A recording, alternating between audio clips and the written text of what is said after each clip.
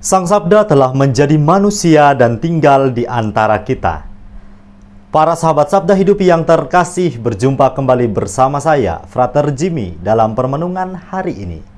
Permenungan kita akan diambil dari Injil Matius bab 18 ayat 21 sampai ayat yang ke-35. Mari kita mempersiapkan hati kita untuk merenungkan Sabda Tuhan. Dalam nama Bapa dan Putra dan Roh Kudus. Amin.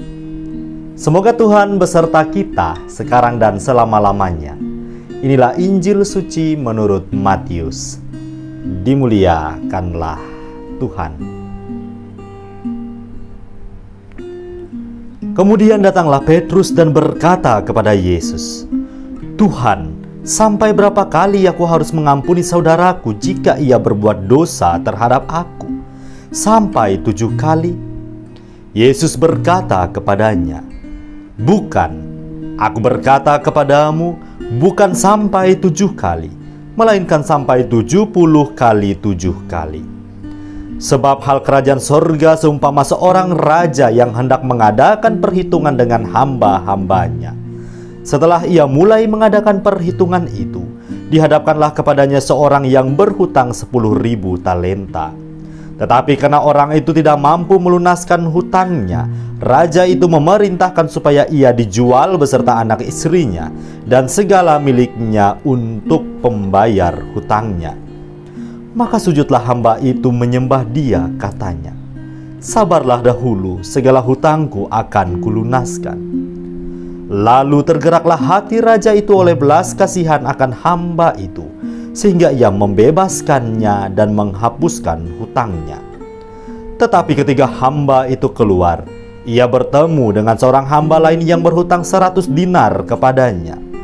Ia menangkap dan mencekik kawannya itu, katanya, 'Bayar hutangmu.' Maka sujudlah kawannya itu dan memohon kepadanya, 'Sabarlah dahulu, hutangku itu akan kulunaskan.' Tetapi ia menolak dan menyerahkan kawannya itu ke dalam penjara sampai dilunaskannya hutangnya. Melihat itu kawan-kawannya yang lain sangat sedih, lalu menyampaikan segala yang terjadi kepada tuan mereka.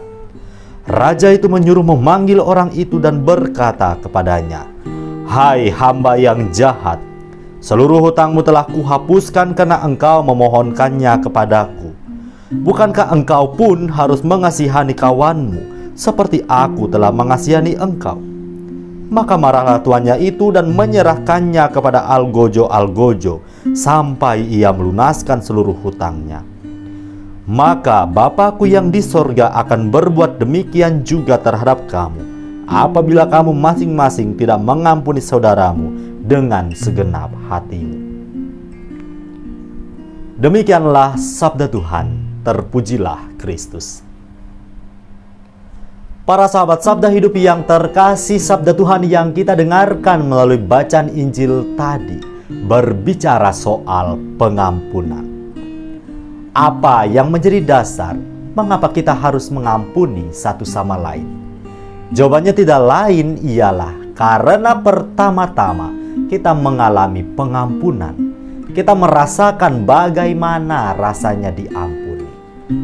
Hanya dalam diri orang-orang yang sadar akan rahmat pengampunan yang ia terima, yang kemudian dapat mengampuni kesalahan orang lain. Para sahabat yang terkasih, pengampunan tidak memiliki batas, dalam artian bahwa pengampunan yang harus kita berikan di dalam kehidupan sehari-hari tidak pernah berkesudahan. Seperti halnya yang telah kita dengarkan dalam bacaan Injil tadi.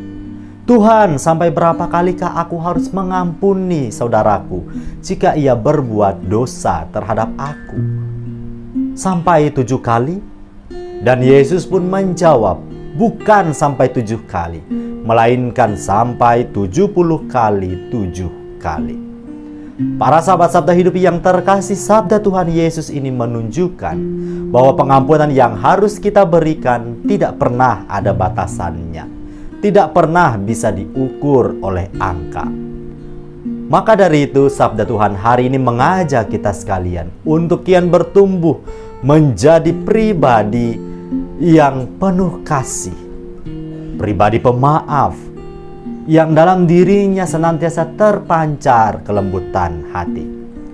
Memaafkan tentu memang tidak mudah, lebih-lebih memberi maaf kepada orang yang telah melukai hati kita. Namun inilah yang menjadi panggilan hidup kita sebagai orang-orang Kristiani. Kita diajak untuk meneladani semangat hidup Kristus. Kita diajak untuk mengalami kebersatuan penuh dengan Tuhan Yesus. Dan inilah perjuangan kita setiap harinya. Kita berjuang sekuat tenaga untuk mengaplikasikan semangat ajaran Kristus dalam laku-laku hidup kita. Hidup dalam semangat pengampunan senantiasa memberikan kedamaian bagi hidup kita. Orang yang tahu mengampuni ialah orang yang juga bisa mensyukuri rahmat kebaikan dan cinta kasih Tuhan Allah dalam hidupnya. Kita adalah orang-orang yang telah diampuni oleh Bapa di surga, kendati pun berkali-kali kita jatuh dalam dosa. Maka dengan sendirinya kita juga diajak untuk tidak jemu-jemunya memberikan pengampunan satu sama lain. Semoga para sahabat yang terkasih kita dimampukan untuk mewujudkannya dalam terang iman akan Kristus Tuhan. Selamat beraktivitas, selamat merenungkan. Allah yang Maha Kuasa memberkati kita, melindungi kita terhadap dosa dan menghantar kita ke hidup yang kekal. Amin. Dalam nama Bapa dan Putra dan Roh Kudus. Amin.